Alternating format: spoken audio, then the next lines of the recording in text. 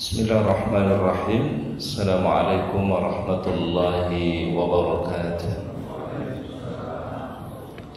Alhamdulillah rabbil alamin. Arsala rasulahu bil huda wa dinil haq lizhirahu ala ad-din kullihi wa kafa billahi shahidan.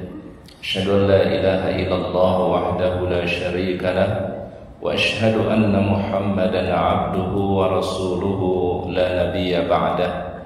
Allahumma salli wa sallim wa barik ala hadzal nabiyyil karim nabiyyina wa habibina Muhammadin wa ala alihi wa ashabihi wa man tabi'ahu bi ihsanin ila yaumiddin, amma ba'd.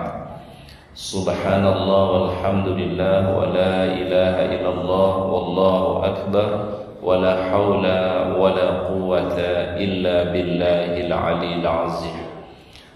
Allahumma anta rabbi la ilaha illa anta khalaqtani wa ana 'abduka wa ana ala ahdika wa wa'dika mastata'tu. A'udzu bika min syarri ma sana'tu, abu'u laka bi ni'matika 'alayya wa abu'u bi dhanbi faghfir li fa innahu la yaghfiru dhunuba illa anta. Hadirin kaum muslimin, bapak-bapak dan ibu-ibu jamaah salat subuh yang dimuliakan oleh Allah Subhanahu wa taala.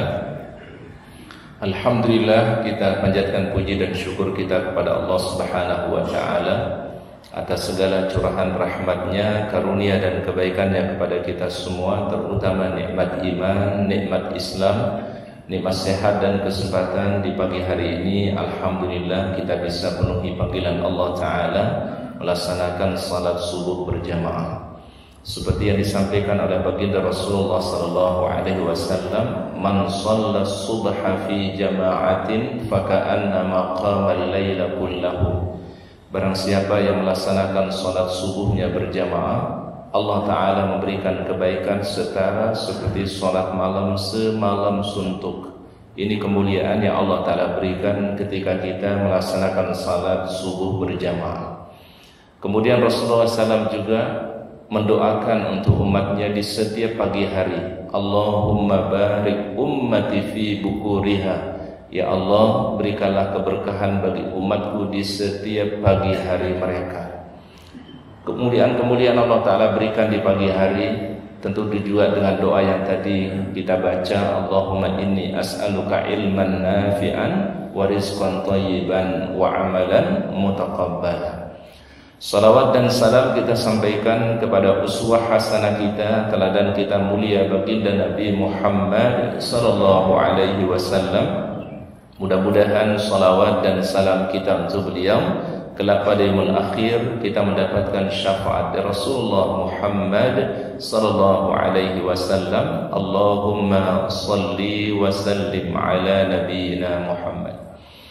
Hadirin yang dirahmati oleh Allah Subhanahu wa taala, pada pagi hari ini kita lanjutkan kajian kita dari kitab 40 karakteristik mereka yang dicintai oleh Allah Subhanahu wa taala.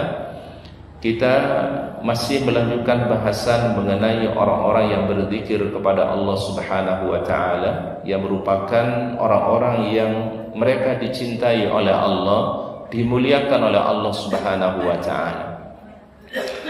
Allah Subhanahu wa taala sebutkan di dalam banyak ayat Al-Qur'an, seluruh makhluk yang ada di alam semesta ini, langit, bumi, gunung, semua bertasbih kepada Allah taala.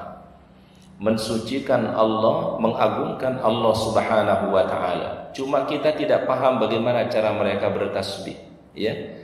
Tapi Al-Quran menyatakan seluruh makhluk yang ada di alam semesta ini, langit, gunung, bumi, semua juga bertasbih kepada Allah. Bahkan burung yang ada di angkasa pun juga mereka bertasbih kepada Allah Subhanahu wa taala. Allah taala ceritakan di dalam Al-Quran tentang mukjizat yang dimiliki oleh Nabi Daud alaihissalam, ya. Jadi salah satu nabi yang diceritakan banyak di dalam Al-Quran yaitu Nabi Daud alaihissalam. Salah satu kelebihan yang Allah Ta'ala ceritakan di dalam Al-Quran, bahwasannya Allah Ta'ala tundukkan gunung-gunung dan burung-burung bertasbih bersama Daud alaihissalam, ya. Ini contohnya di dalam Al-Qur'an, di dalam surat Al-Anbiya, ya, ayat yang ke-79. Allah Subhanahu wa taala berfirman, "Wasakharna ma'a Dawudal jibala yusabbihna wat-tayra wa kunna fa'ilin." Dan kami telah tundukkan gunung-gunung dan burung-burung semua bertasbih bersama Daud alaihi salam, dan kamilah yang melakukannya atau yang mentakdirkan hal itu, firman Allah. Jadi gunung-gunung ditundukkan oleh Allah Subhanahu wa taala, burung pun juga dimudahkan oleh Allah untuk bertasbih bersama Nabi Daud alaihi salam, memuji Allah, mengagungkan Allah Subhanahu wa taala.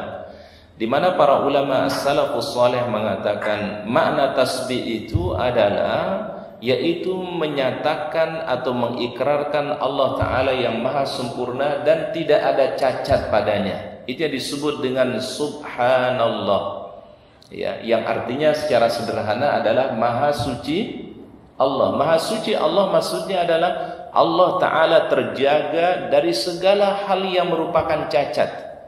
Tidak ada cacat pada Allah, tidak ada ketidaksempurnaan pada Allah Ta'ala. Seluruhnya adalah merupakan kesempurnaan. Sehingga apapun yang Allah Ta'ala ciptakan itu adalah sesuatu yang sempurna. Tidak ada yang tidak diciptakan secara rapi oleh Allah. Semuanya diciptakan secara teratur, secara rapi oleh Allah Ta'ala. Ini disebut dengan at-tasbih, subhanallah. Berbeda dengan kita sebagai manusia, sebagai makhluk ini, ya. Betapa banyak kealfaan kita, betapa banyak kekurangan kita, ya. Ya, ini kita kalau ikrarkan di dalam ucapan sayyidul istighfar kita. Allahumma anta rabbi la ilaha illa anta khalaqtani wa ana abduka wa ana ala ahdika wa wa'dika mastata'tu. A'udzu bika min syarri ma sana'tu, abu'u laka bi ni'matika 'alayya wa abu'u bi dzambi faghfir li fa innahu la yaghfiru dzunuba illa anta. Imam Ibnu Qayyim Al-Jauzi mengatakan, ketika kita ucapkan sayyidul istighfar, di situ ada dua pengakuan kita kepada Allah Ta'ala. Pengakuan kita yang pertama adalah abu'u laka bi ni'matika 'alayya. Ya Allah, aku mengakui betapa banyak karunia nikmat yang telah Engkau berikan kepada kami. Ini kita akui semua nikmat, semua karunia milik Allah Subhanahu wa taala, dilimpahkan kepada seluruh makhluknya tanpa terkecuali. Bahkan nikmat Allah Ta'ala ini tidak berlaku hanya bagi orang beriman. Yang tidak beriman saja itu dikasih karunia oleh Allah. Betul ya? Seluruh makhluk tanpa terkecuali, mu'minuhum wa kafiruhum, yang beriman atau yang tidak beriman, semua dikasih nikmat oleh Allah tanpa terkecuali. Ini karena Allah Ta'ala punya sifat Ar-Rahman, ya, yang maha penuh kasih sayang, tanpa terkecuali dikasih nikmat oleh Allah Ta'ala. Abu'u laka bi ni'matika alayya. Kemudian pengakuan yang kedua kata Imam Ibnu Qayyim Al-Jauzi, wa abu'u bi dzambi. Ya Allah, aku akui betapa banyak dosa kami, kekurangan kami, aib kami, cacat kami, ya Allah. Ya, kita akui itu semua. Ya, di satu sisi kita dikasih nikmat yang besar oleh Allah, tapi di sisi lain kita masih banyak kekurangan yang kita miliki. Wa abu'u bidzambi. Maka harapannya adalah di akhir daripada sayyidul istighfar, faghfirli fa innahu la yaghfiru dzunuba illa anta. Ya Allah, ampunilah segala kekurangan kami, dosa kami, kehilapan kami, tutupi aib kami ya Allah. Itu makna faghfirli fa innahu la yaghfiru dzunuba illa anta.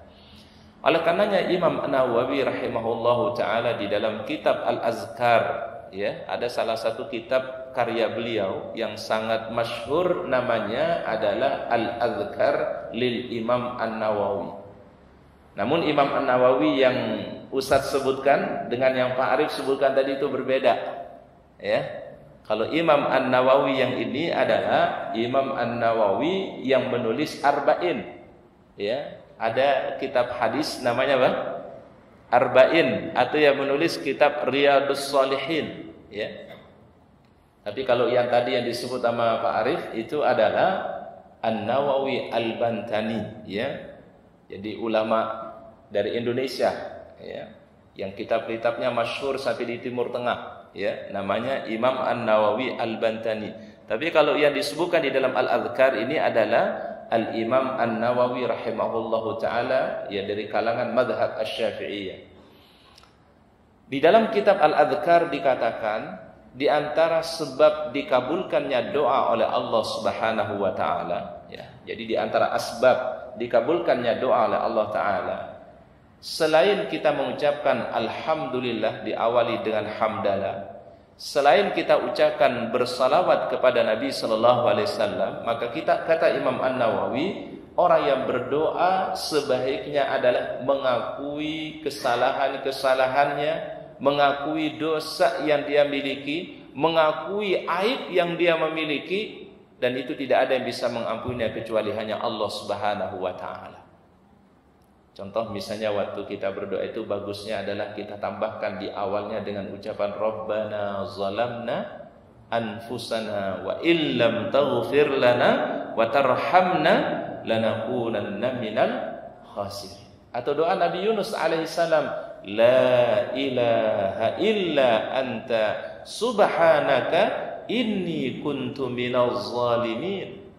Ini yang dulu diucapkan oleh Nabi Yunus alaihissalam, atau yang pernah diucapkan oleh Abu Bakar As-Siddiq, diajarkan oleh Nabi SAW. Allahumma inni zalamtu nafsi zulman katsira wa la yaghfiru dzunuba illa anta. Ya Allah, aku sudah berbuat zalim kepada diriku sendiri dengan kezaliman yang begitu banyak, dengan kesalahan yang begitu banyak, dengan dosa yang begitu banyak, aib kami begitu banyak ya Allah. Allahumma inni zalamtu nafsi zulman katsira wa la yaghfiru dzunuba illa anta. Namun tidak ada yang bisa mengampuni itu semua ya Allah kecuali hanya Engkau. Baru kita masuk di dalam doa kita, apa yang menjadi hajat kita, apa yang kita minta kepada Allah, ya.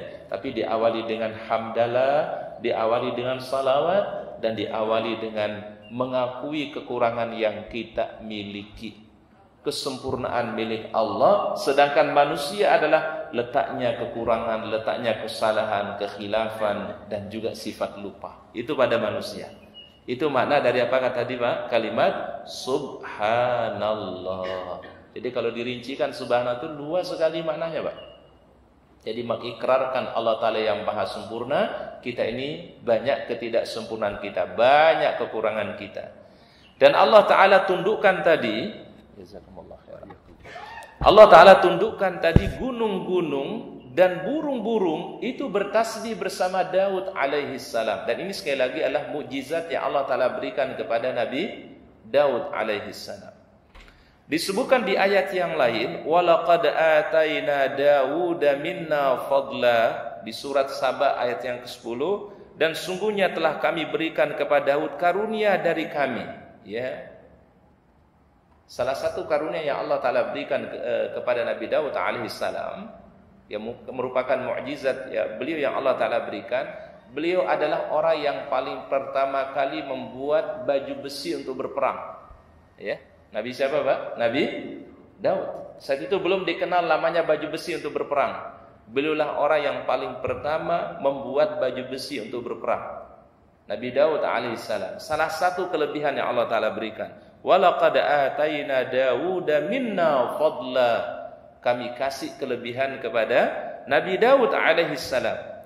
Di antara kelebihannya juga firman Allah Ta'ala, ya jibalu awwibi ma'ahu wat-tayra wa alanna lahul hadid. Allah Ta'ala berfirman, hai gunung-gunung dan burung-burung, bertasbihlah berulang-ulang bersama Daud. Jadi Allah Ta'ala perintahkan kepada gunung dan burung bertasbih bersama Nabi Daud alaihissalam. Dan kami telah melunakkan besi untuknya, ya. Jadi orang yang paling pertama membuat baju besi, sebagian riwayat juga mengatakan ia membuat alat peperangan pertama kali berupa pedang, belati dan seterusnya. Itu adalah Nabi siapa Pak? Daud alaihissalam. Dan memang beliau ini tidak hanya seorang nabi, tidak hanya seorang rasul, tetapi seorang panglima perang. Namanya Nabi Daud alaihissalam. ya. Dan termasuk nabi yang sering dibangga-banggakan oleh orang-orang Yahudi, ya.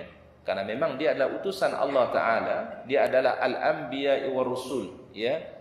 Di antara nabi-nabi dan rasul yang diutus oleh Allah Subhanahu wa taala. Karena memang konsepnya adalah umat Nabi Muhammad SAW, kita semua ini Pak, wajib mencintai para nabi dan rasul. Betul ya Pak ya?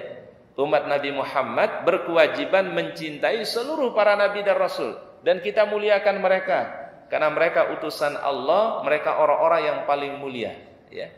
Dalilnya itu adalah di akhir surat Al-Baqarah, ya. 2 ayat terakhir dari surat Al-Baqarah.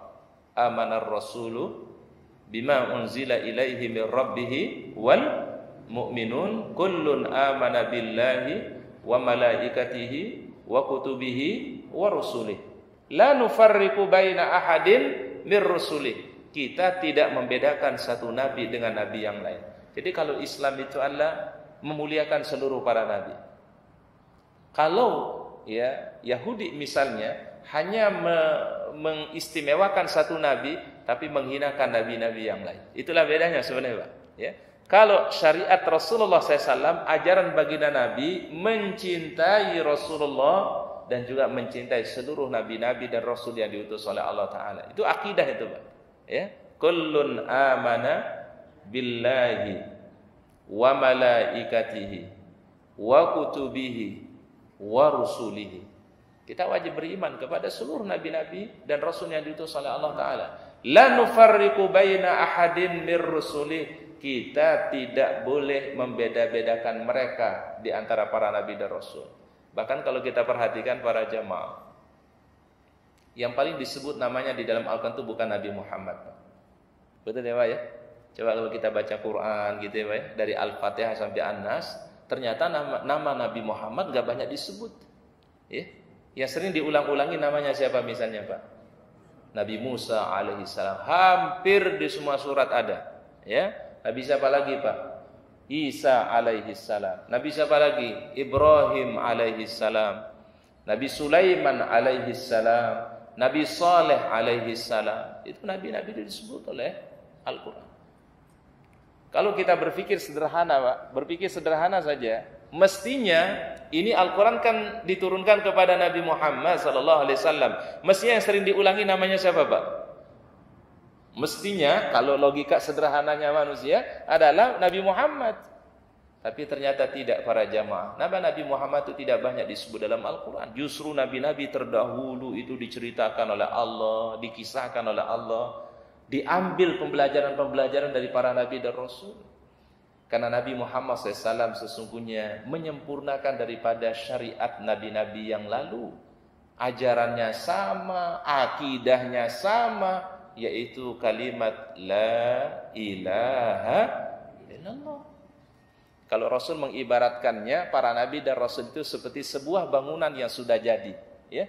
Ada satu bangunan yang sudah jadi, tapi ada satu bata yang belum kepasang, ya. Jadi dari bangunan itu, ya, dari bangunan yang ada satu bagian tembok ya rupanya ada batanya yang belum kepasang.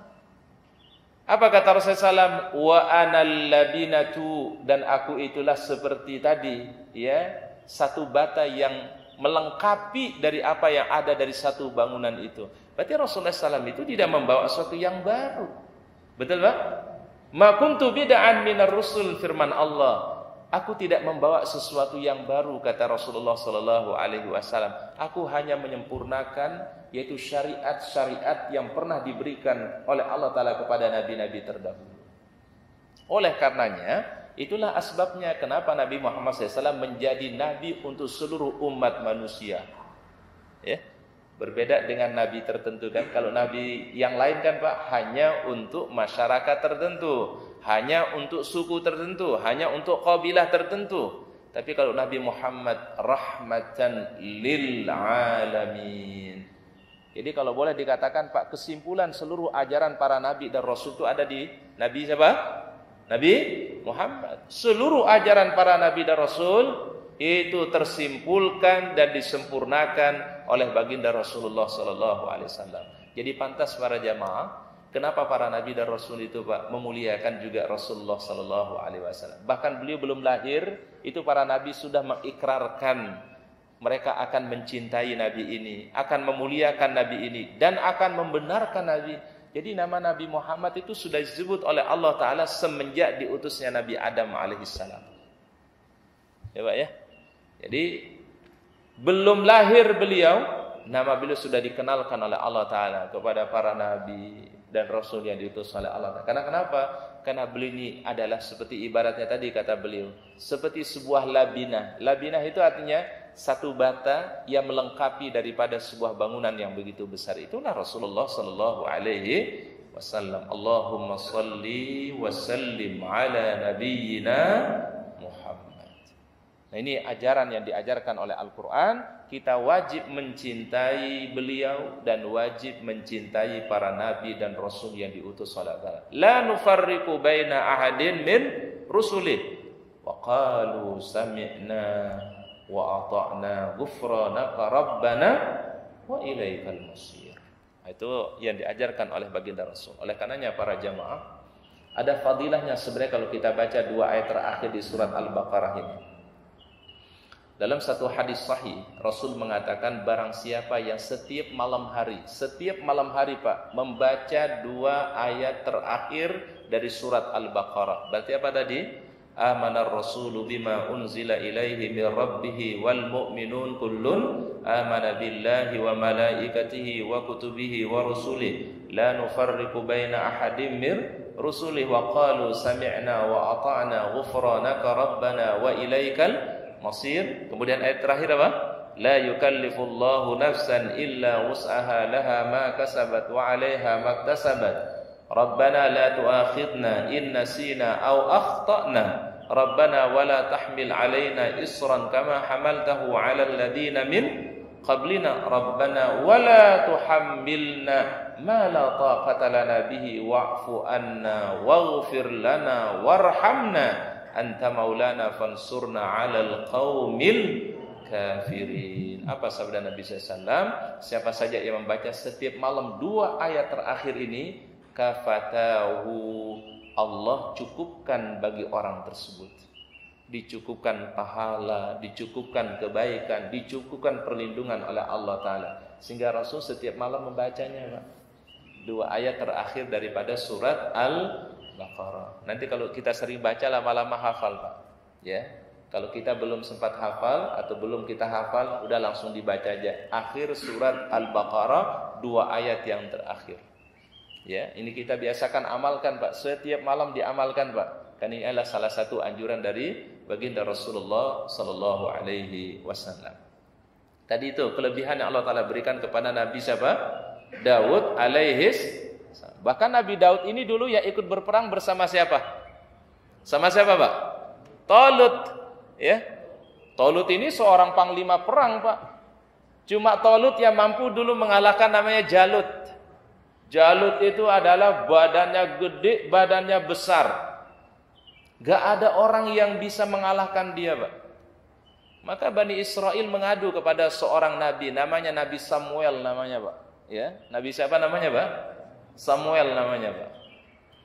Mengadulah mereka kepada nabi ini, wahai sang nabi, tolong utuskan kepada kami seorang panglima perang untuk mengalahkan namanya siapa? Si Jalut. Jalut ini orangnya sangat beringas. Jadi nggak ada Pak, nggak ada rasa kasih sayang sama orang. Ya, ya ibaratnya kayak yang Jerman itu siapa namanya Pak? Ya, yang kumisnya sedikit itu Pak. Hitler. Lebih bengis dari itu Pak. Namanya si Jalut. Bani Israel saat itu kewalahan Pak. Ini orang nggak ada yang ngalahkan. Dan semua kampung Bani Israel itu dihancurkan semua oleh Jalut ini. Kemudian kata Nabi Samuel, ya, Allah Ta'ala telah memberikan isyarat kepadaku, kalian diutus seorang panglima perang yang akan mampu mengalahkan si Jalut itu, yaitu namanya lah Talut.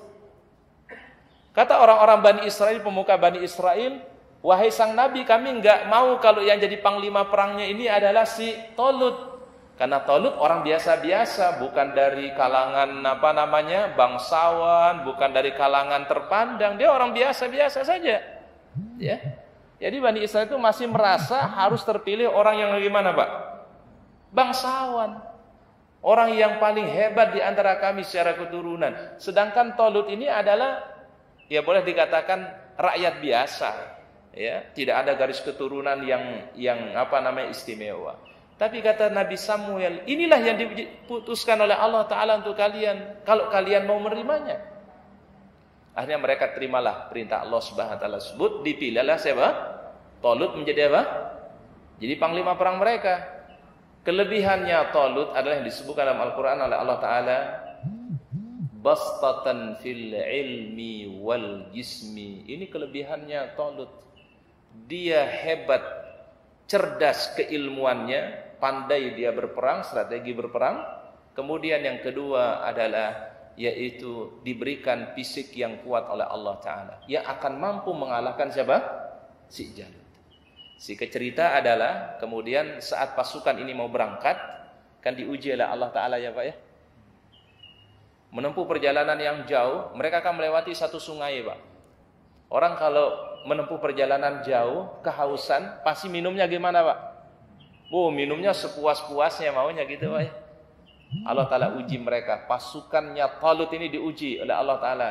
Siapa yang minum dalam jumlah yang banyak, dia tidak bisa akan bersama, yaitu Talut. Tidak bisa akan kuat berjuang bersama dia. Tapi kalau ia minumnya cuma seciduk, cuma ambil sedikit saja, sekedar menghilangkan hausnya, maka dialah yang akan bisa bertahan bersama Pak Talut. Jadi dari sekian pasukan itu Pak, dipilih oleh Allah Ta'ala. Enggak semua bisa berangkat Pak. Diuji ada sebuah sungai besar, setelah melewati sekian ratus kilo, di situ ada sungai besar. Allah Ta'ala uji. Nabtalikum binahar. Nahar ini sungai, ya. Kemudian rupanya Pak, dari sekian pasukan itu Pak, yang mampu bertahan ya bersama Talut itu hanya hitungan sedikit sekali. Tapi rupa pasukan yang paling hebat Pak. Yang lainnya karena minumnya begitu banyak, ya, akhirnya tidak bisa ngelanjutin apa Pak? Perjalanan. Yang bisa melanjutkan perjalanan itu hanya orang-orang yang minum sedikit. Maka di situ ada doanya. Rabbana afrigh alaina sabran wa tsabbit aqdamana wansurna 'alal qaumil kafirin. Karena Talutnya akan berhadapan dengan raja atau panglima perang yang begitu kuat namanya si Jalut. Saat itu Nabi Daud alaihissalam ikut berperang Pak. Cuma pakai ketapel aja Pak.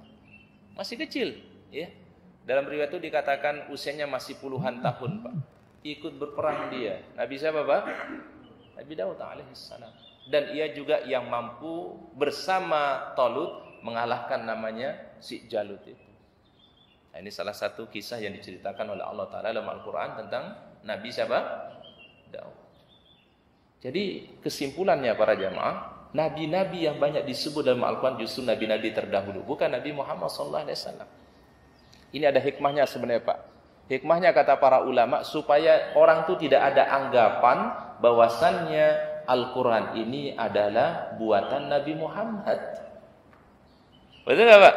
Bisa jadi ada anggapan orang karena cerita Nabi misalnya disebut di surah Al-Baqarah, disebut di Al-Imran, disebut An-Nisa, disebut terus disebut di semua surat. Orang nanti beranggapan jangan-jangan ini Al-Quran buatan siapa? Nabi Muhammad. Itu semua akan terhilangkan anggapan itu Pak, ketika Allah Ta'ala banyak justru menceritakan nabi-nabi terdahulu. Kisah tentang Rasulullah SAW sedikit di dalam Al-Quran. Tidak sebanyak nabi-nabi yang lain. Tidak sebanyak Nabi Ibrahim, tidak sebanyak Nabi Musa, tidak sebanyak Nabi Isa, tidak sebanyak Nabi Saleh, tidak sebanyak Nabi Daud. Ya, itulah hikmah kata para ulama Al-Quran. Kenapa nama Nabi SAW sedikit disebut di dalam Al-Quran? Itu yang banyak disebut itu para Nabi dan Rasul yang lainnya. Baik, kemudian di ayat yang lain, yang bertasbih kepada Allah Ta'ala juga tidak hanya gunung-gunung dan burung, tetapi juga seluruh malaikat yang ada di langit itu pun juga bertasbih kepada Allah Subhanahu wa Ta'ala. Allah Ta'ala terangkan di dalam Al-Quran di surat Al-Mu'min ayat yang ke-7, alladzina yahmiluna al-arsha dan malaikat-malaikat yang memikul arash. Jadi ada malaikat-malaikat yang memikul apa? Arash. Wa man haulahu, dan malaikat-malaikat yang berada di sekeliling arash. Jadi ada malaikat yang tugasnya memikul arash, ada malaikat-malaikat yang berada di sekeliling arash, berada di dekat arash Allah Subhanahu wa taala. Apa yang mereka lakukan? Yusabbihuna bihamdi rabbihim, mereka bertasbih memuji Allah. Ucapan mereka apa? Subhanallah atau subhanallah wa bihamdihi. Itu ucapan mereka. Sekian malaikat yang memikul arsy, sekian malaikat yang berada di sekitar arsy Allah Ta'ala, mereka memperbanyak tasbih kepada Allah Ta'ala. Kalau kita perhatikan ayatnya apa? Ini dalam bahasa Arab menggunakan fi'il namanya mudhari'.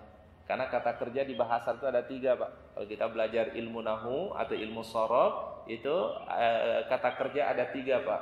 Pertama namanya fi'il madhi. Ya, fi'il madhi itu artinya kata kerja yang menunjukkan masa lalu, masa lampau, namanya fi'il madhi. Zahaba misalnya, dia sudah pergi. Qara'a, dia sudah membaca. Jalasa, dia sudah duduk. Fi'il madhi. Tapi yang kedua ada namanya fi'il mudhari'. Mudhari' itu adalah kata kerja yang menunjukkan sekarang atau yang akan terjadi. Sekarang yang sedang terjadi atau yang akan terjadi. Ya, contohnya misalnya yaqra'u. Yaqra'u itu berarti sedang membaca. Ya, yajlisu sedang duduk. Ya. Apa misalnya yang lain, yadhhabu sedang pergi. Ini namanya fi'il mudhari'. Kalau menunjukkan akan biasanya nanti ditaruh sin di depannya. Sayadhhabu, dia akan pergi. Saufa yazhabu, dia akan pergi. Itu fi'il mudhari'. Baru yang ketiga namanya fi'il amr. Amr itu apa nih? Amr, Pak? Perintah. Izhab. Apa nih izhab berarti, Pak? Pergilah. Ijlis. Apa ijlis? Duduklah. Ya. Iqra. Apa di iqra? Bacalah. Berarti kata apa, Pak? Perintah. Jadi bahasa Arab itu cuma 3 kata kerjanya, Pak. Al-madhi, yang lalu. Al-mudhari', yang sedang terjadi atau akan terjadi. Dan yang ketiga namanya amr, perintah. Kalau kita perhatikan ayatnya, yusabbihuna, ini fi'il mudhari'. Fi'il mudhari' kata para ulama mengandung arti al-istimrar wad dawam, sesuatu yang terjadi secara kontinu dan rutin.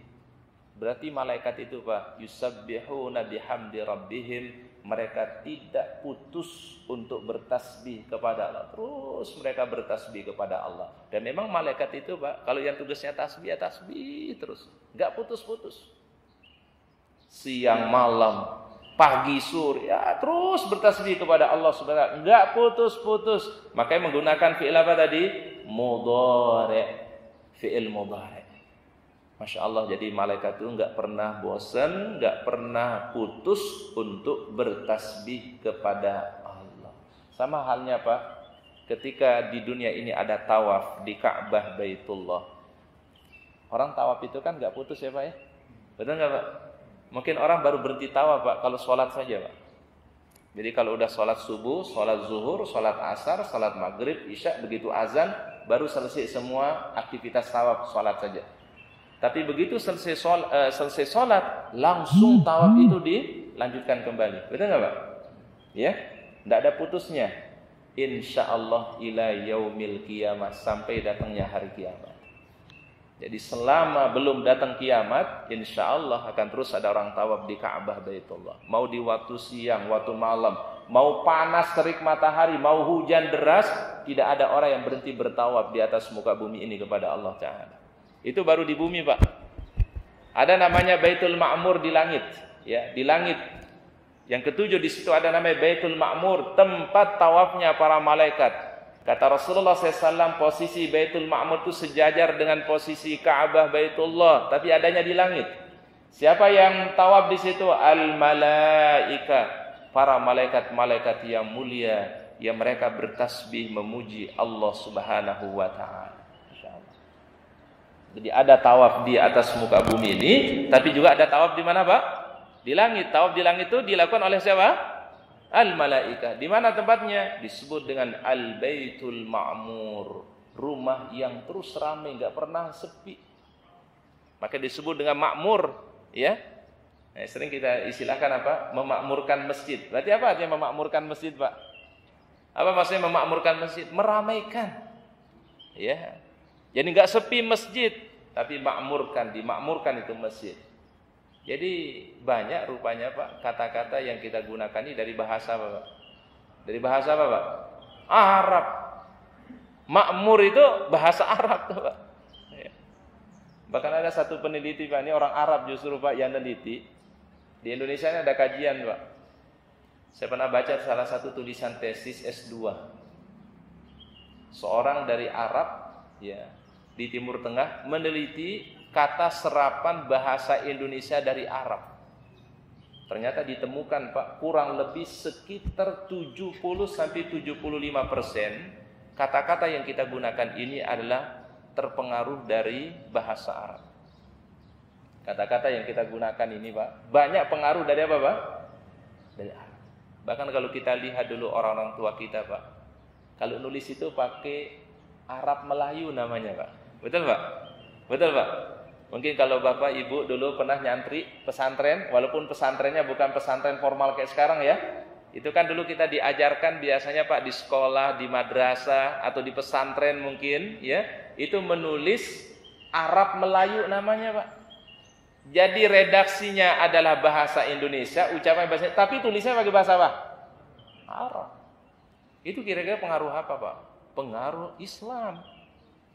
Dan itu yang dipakai dulu di kesultanan Indonesia ini Pak. Dari Sultan Sumatera sampai bagian ujung timur sana Pak, di Ternate situ Pak. Ya. Apalagi di daerah Jawa gitu Pak ya, kesultanan yang ada di Jawa. Itu tulisnya dulu pakai tulisan Arab Pak. Yang sering disebut dengan Arab apa Pak? Arab Melayu. Tapi kan sekarang orang sudah tidak terlalu banyak perhatikan ini Pak. Dulu kami kalau di pesantren itu Pak, mendobit namanya. Jadi kalau bahasa Arab itu Pak, kalau kita lagi belajar bahasa itu kan diterjemahkan di bawahnya mendobit namanya, didobit. Ya, ngendabitnya itu nggak pakai bahasa Indonesia, didabitnya ditulis pakai bahasa Arab. Tapi bahasa Arabnya namanya Arab Melayu. Itu pengaruh Islamnya kuat sebenarnya Pak. Ya. Jadi kalau orang istilahnya ingin melihat Islam di Indonesia ini adalah kita punya sejarah yang luar biasa, bersentuhan dengan Islam itu luar biasa kita Pak. Ya, makanya ada kesultanan di Indonesia ini Pak. Bahkan kata Maluku itu bukan bahasa Indonesia Pak. Maluku itu diambil dari kata al-muluk. Muluk itu apa namanya muluk Pak? Kerajaan-kerajaan. Makanya di Maluku itu banyak kerajaan-kerajaan Pak. Di sekitar Maluku itu Pak, banyak kerajaan di situ Pak. Ada Ternate, ada Tidore dan seterusnya. Nah, itu muluk. Muluk itu artinya kerajaan-kerajaan. Kalau satu kerajaan mulk. Ya, maka di Al-Qur'an itu ada surat namanya surat apa? Al-Mulk. Tapi kalau banyak kerajaannya disebut dengan apa? Al-Muluk. Nah, cuma orang kita menyebutnya Maluku. Sama kayak Pak, ibu kotanya Filipina. Apa nama ibu kotanya Filipina Pak? Manila. Manila itu bahasa Melayu atau bahasa Arab itu Pak? Kira-kira bahasa apa Pak? Manila itu bahasa Arab atau bahasa Melayu Pak? Itu bahasa Arab. Manila itu artinya fi amanillah. Apa kira artinya fi amanillah Pak? Semoga selalu dalam lindungan dan penjagaan Allah. Dulu Manila itu Filipina itu Pak mayoritas Muslim, kerajaan Islam di situ Pak. Ya, namanya kerajaan Manila disebut dengan fi amanillah. Nah, cuma orang Melayu nggak bisa nyebut tuh Pak. Disingkatlah dengan sebutan apa? Manila.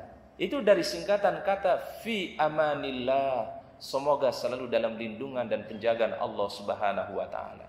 Tapi Manila sekarang apa agamanya, Pak? Dulu kan dijajah sama Portugis dia kan? Nasrani ya. Itu Pak, Masya Allah tuh raja Islam dulu di situ Pak. Makanya namanya aja Pak, fi amanillah. Ini dulu para ulama kita itu Pak, kasih nama itu dia punya arti Pak.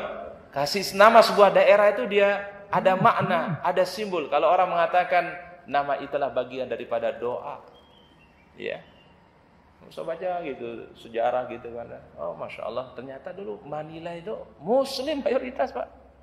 Namanya aja fi amanillah. Ada lagi satu hal yang menarik Pak. Dulu Islam itu pernah berkuasa di Cordova namanya Pak. Cordova itu Spanyol atau Portugal. Dulu wilayahnya boleh disebut dengan Cordova atau disebut dengan Andalusia. Ya, disebut dengan apa Pak?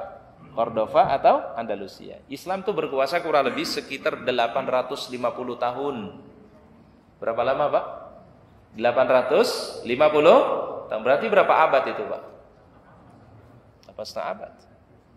Salah satu pengaruh besarnya di Spanyol atau salah satu pengaruh besarnya di Andalusia, pengaruh Islam sampai ada saat ini adalah penamaan hari, ya, penamaan hari Pak. Bahasa Inggrisnya hari Jumat itu apa Pak? Bahasa Inggrisnya hari Jumat apa Pak? Friday. Apa artinya Friday coba Pak? Hari apa artinya Pak? Free itu apa artinya free? Libur. Ya, hari libur.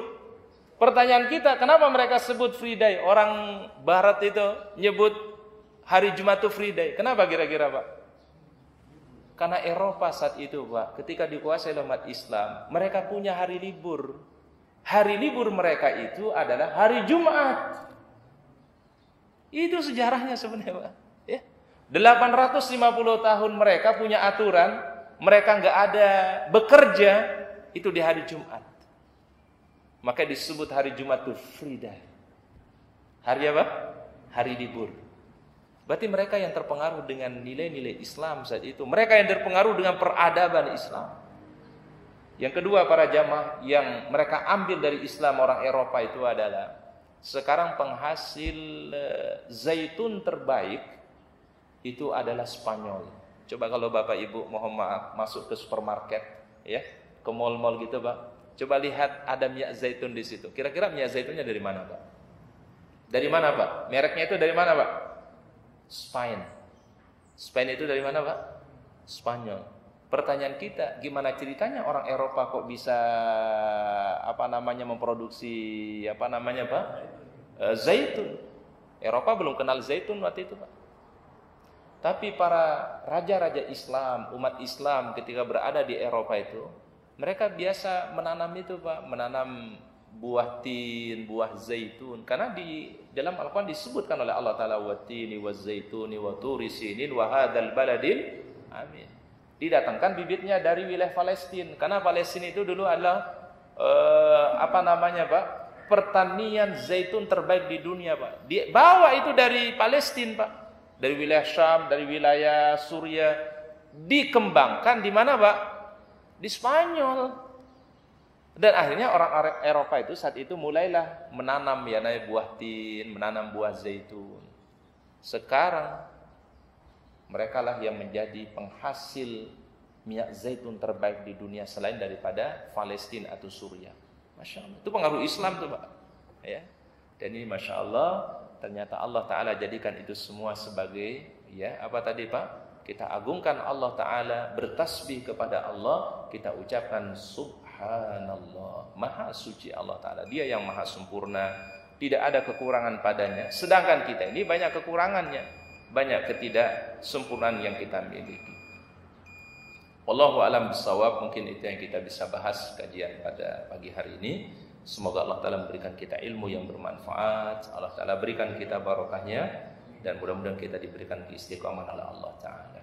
Kita akhiri dengan ucapan Subhanakallah wa bihamdika asyhadu an la ilaha illa anta astaghfiruka wa atubu ilaik. Akhirul kalam, assalamualaikum warahmatullahi wabarakatuh.